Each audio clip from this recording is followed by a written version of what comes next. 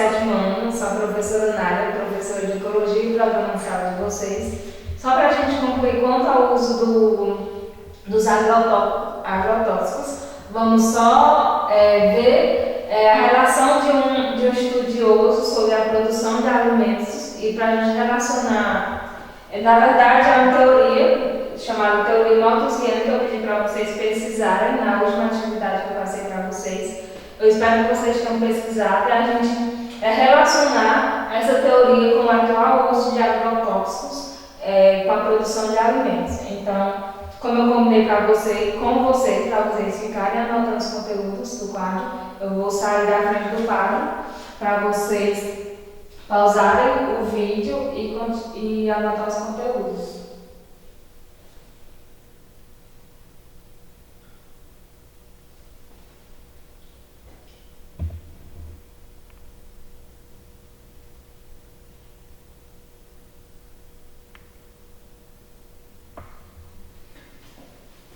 Então, se vocês tiverem alguma dúvida quanto à escrita, se a letra não estiver tão legível, vocês podem tirar a dúvida comigo.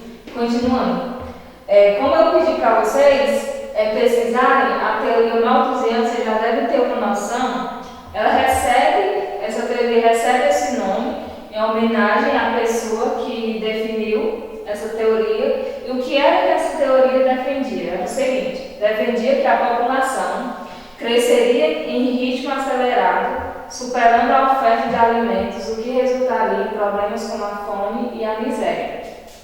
Resumindo, Malthus, que é o nome do cientista responsável por essa teoria, ele disse o seguinte, há alguns anos atrás, que a população ele observou que a população estava crescendo em um nível muito acelerado e que a produção de alimentos não estava acompanhando esse ritmo, o que, por consequência, em alguns anos, resultaria em fome e miséria, porque a população teria crescido a um nível tão grande que os alimentos cresceram também, mas não cresceram no mesmo ritmo, e a quantidade de alimentos disponível não suportaria, não iriam dar suporte à quantidade de pessoas, à população.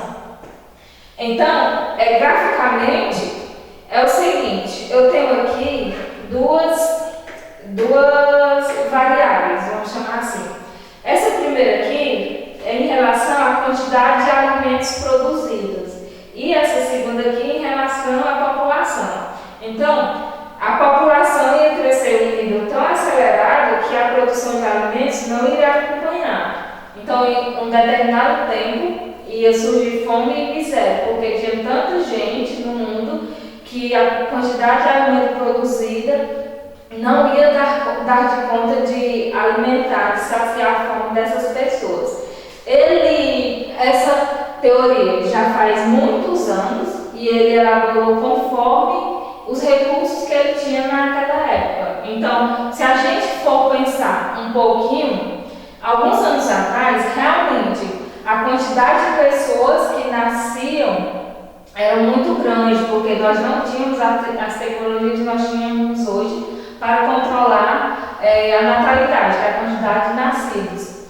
E também, alguns anos atrás, nós não tínhamos as tecnologias que são utilizadas hoje para a produção de alimentos.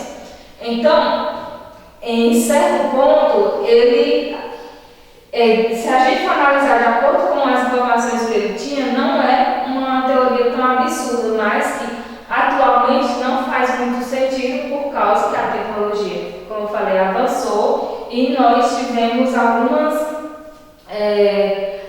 coisas que impediram que essa teoria dele se tornasse verdade, como por exemplo, o controle da natalidade. Atualmente, desde alguns anos atrás, nós temos recursos tecnológicos que foram desenvolvidos ao longo de todo esse tempo para controlar a quantidade de nascidos.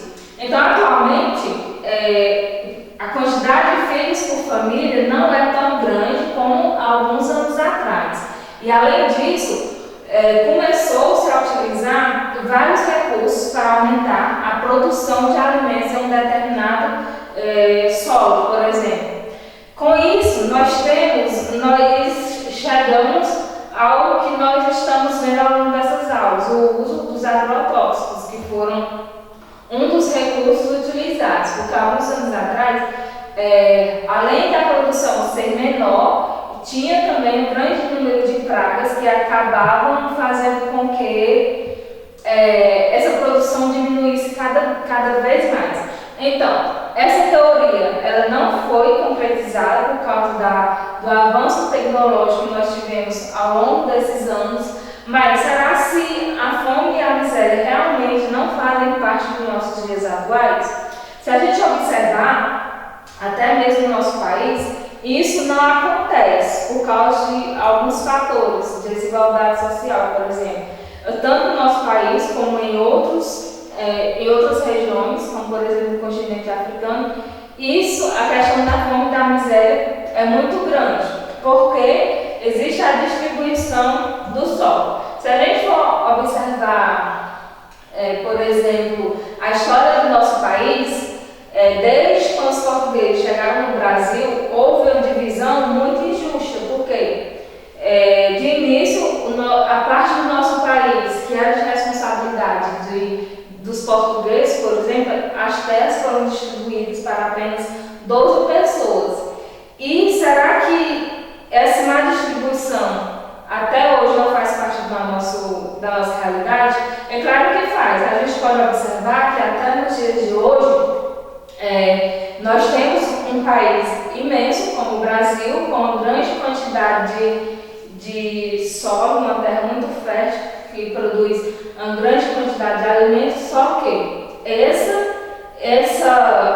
terra fértil ela está nas mãos de poucas pessoas, nem todo mundo ou melhor, esse território não foi dividido de forma igualitária. Então, há uma distribuição de renda, há uma distribuição do solo que vai causar concentração de renda. Pessoas que têm uma grande quantidade de renda, enquanto a maioria sofre ainda com a questão da miséria, muitas vezes até com a questão da fome.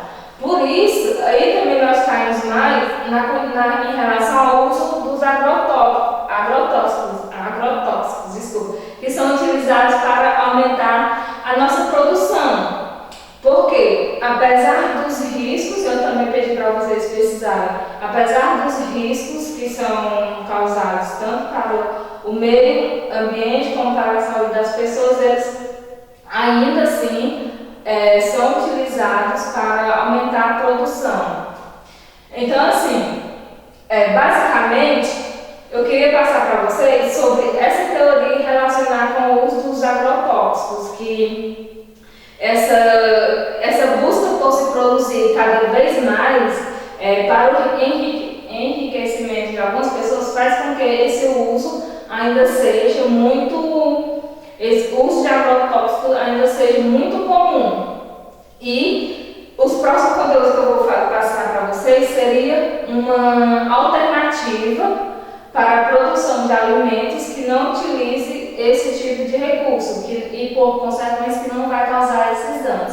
Então, por enquanto era só isso. Espero que vocês tenham entendido e até a próxima.